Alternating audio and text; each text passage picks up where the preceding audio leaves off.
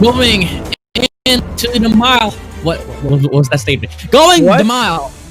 Walking the mile for both teams leading up to the final game of this series is a battle between Season 2 champions versus Season 3 champions. I'm out of words because I have drank water for so long, but this is going to be the last game, the last hurrah of both teams on this specific series. And no early aggression whatsoever happening for both teams, unless Jay falls down here.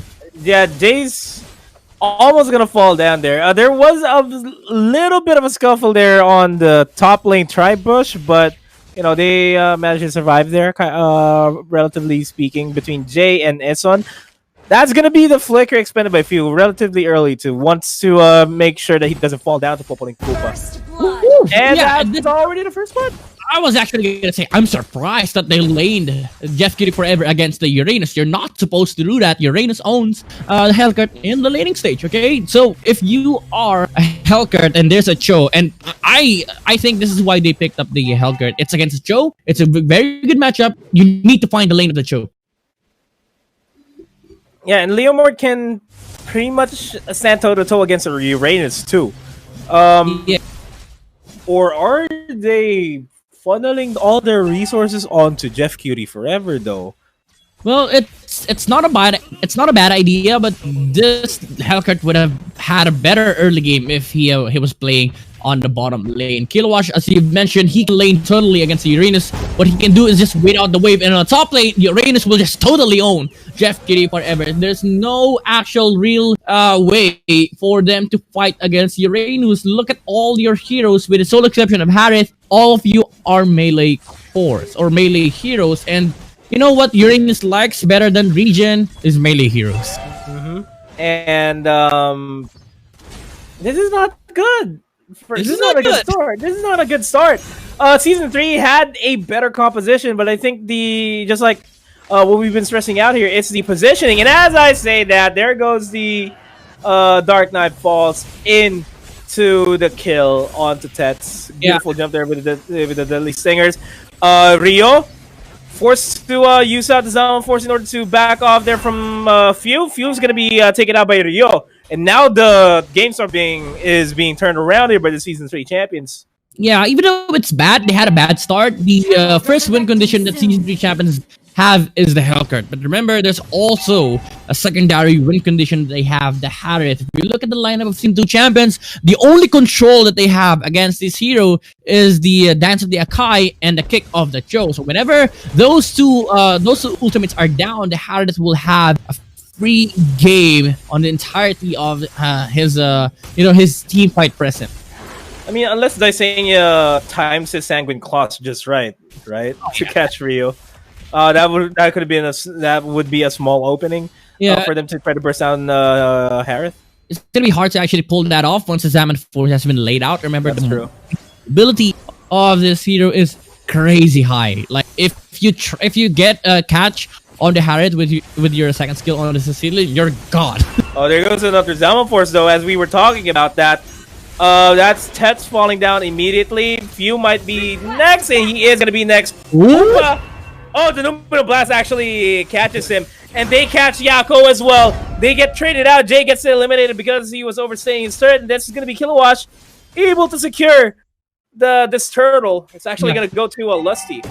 Aside from the fact that it's very hard to control the Harith, there's no actual damage yet as of now for Season 2 champions. They're still waiting out for the damage output on Few. They're still waiting out for the damage output on Yaku. The only real reliable damage that they have is the Sanya being the primary mage on this lineup. But if you look at the lineup of Season 3 champions, every single one of them are capable of fighting with the cover up of the Dark Knight Falls, which essentially eliminates the vision of Sicilian, and it makes it so hard to hit the spell. And adds to the fact that there's also the shield that can come out from Jay. So essentially, the win condition of Season 2 champions is already out of the table. And Esson might also be out of the table here because Lusty is in a duel here. Top lane turn is going to go down, and a dive in to the Deadly Stingers is enough to secure that Zama Force to dive this turret, take down Daisenia as well. And this is going to be a tier 2 turret going down, no doubt. Yep. It's just going to be Tess on its own. We'll be forced to use the Hurricane Dance to push the turret minion out of the way, but this is a big wave, and this turret's going to go down. Lusty's going to be diving in as well, and S1's going to be backing him up.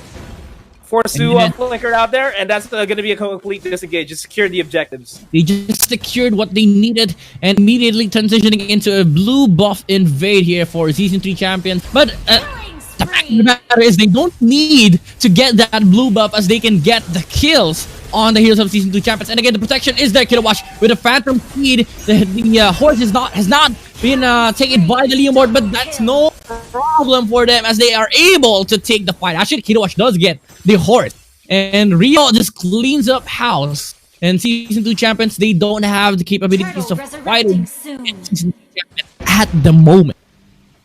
Man, and it has been a while since I've seen Barbiel in the pro scene. I almost forgot the name, by the way. I kept calling it horse. Yeah, I mean, as long as Kilowatt is riding his steed, he's riding his. Well, he's not riding his high horse because he's Kilowatt is a pretty nice guy, pretty humble guy. Yeah. But as long as he's riding on Barbiel and Zaman Force is placed, Rio and Kilowatt will just dish out damage left and right. Jeff Cutie Forever is gonna be there to just clean up house. Gonna do the police work, so to speak. I cannot translate that directly into English. Yeah, there's no. I think there's no actual translation for that phrase on the Filipino cast. But anyway, on the bottom lane, how do you actually stop this push? From the Harriet, the shields are up and the damage is there. If you try to fight the Harriet, there's a phantom steed that can come out in front of your face, and if you try to find other lanes to push, there's a Hellcurt on the top lane that you can't even touch. There's no real control on Jeff Cutie Forever. It's only a few, but remember the silence will pop out if they try to jump on Jeff Cutie Forever. All right, Numinal Blast from Jade. Okay, the flicker will not be used as he saw that there's no target can be potentially hit by the Numinal Blast. And would have been too greedy for Jay to flicker in. He could catch 4 people there, but the rest of his team cannot dive the turret. Yeah, just yet. Well, if he does that, it's just for the highlights. Yeah, just for the highlight. And we'll be freaking 4-man Numinal Blast, and then he dies. Up and he dies. Okay, game's done. But game's done. That could have been a turnaround for the Season 2 champions. But they need the Season 2 champions. They actually need to control Jay here. Find a way for them to just get Jay away from charging up the Numinal Blast. As I say that, they get a stun onto Tets. Tets forced to use his 1,000-pounder to get out of there. Numinal Blast being charged up once again. Flicker onto View, the Purify just on time there. By the way, did you see that from Kilowatt?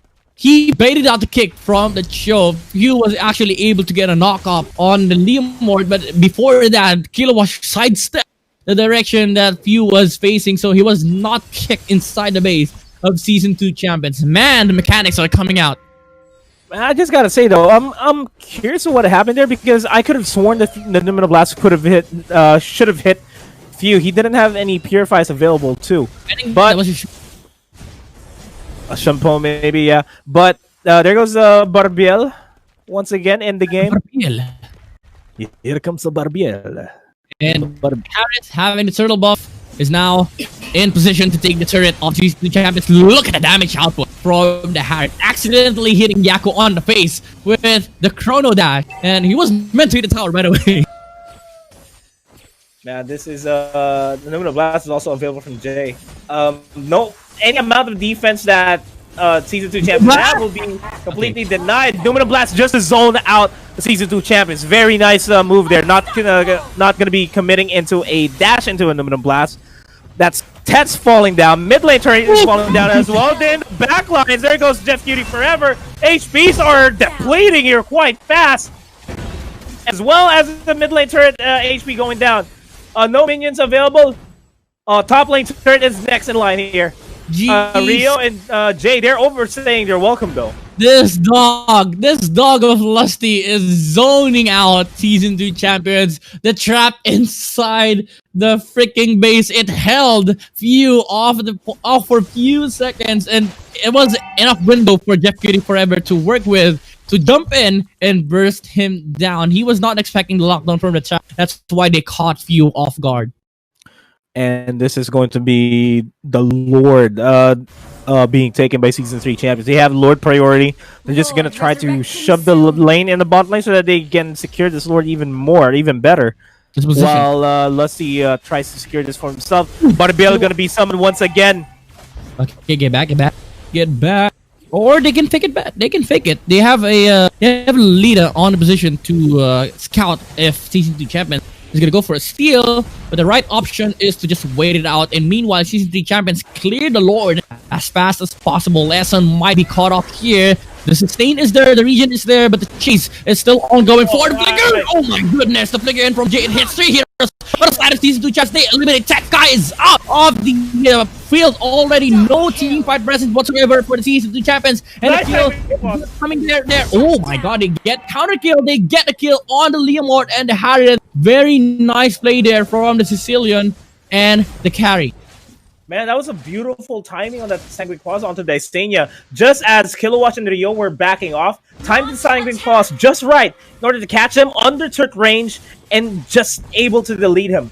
Yeah, I think that was on Jeff Kitty Forever. He hesitated on using the Dark Knight Fall, and it allowed Desanya to actually play the team fight for Season 2 champions. But the Lord is already inside the base of the red team. But the problem is they don't have the damage to deal with the players on the side that are alive on the side of Season 2 champions. And this bottom lane turret is being chipped down by the minion waves as well. And they're applying a lot of pressure. The Season 3 champions are playing like this is Season 3 all over again. Applying a lot of pressure on the side of the Season 2 champions, making sure that they do not go out of the base. So waiting for a proper opportunity here to engage. Jay's just waiting on the back lines while waiting for the rest of his team to join up and finish the fight, potentially. One more team fight. Yeah. Oh, nice wave the dragon, though. Might just pay the price for it. Get a catch on Jay here, but he is able to get away scar free. Although he needs to recall back, it will just take a matter of time before Season 3 champions once again attempts to go inside base of Season 2 champion. Man, I wonder. Actually, thinking about the comebacks here for the Season 2 champions. Yako is slowly becoming a problem. Endless Battle and a Golden Staff already available for him. Should be impactful, actually. They just need space for... They just need to make space so that Hellkirk won't be able to dive in towards Yako. I honestly don't see it happening, because if you want to win a team fight here for Season 2 champions, you need to get the catch on Harith and Hellkirk at the same time. That's how hard this game is for Season 2 champions. For Tets, it's very hard to execute. Phantom Steed has already been burned out by the limit. And there you go! The catch! On the back line! Tets is in the front lines. Hellkirk was able to slay Yaku down before he was able to position himself to take the heroes that Tet has caught off guard. And too many cores are down for the side of Season 2 champions. And Season 3, they might rush it. Throne is theirs in this game as well as the series. They are once again legendary for the series here on Season 3 champions.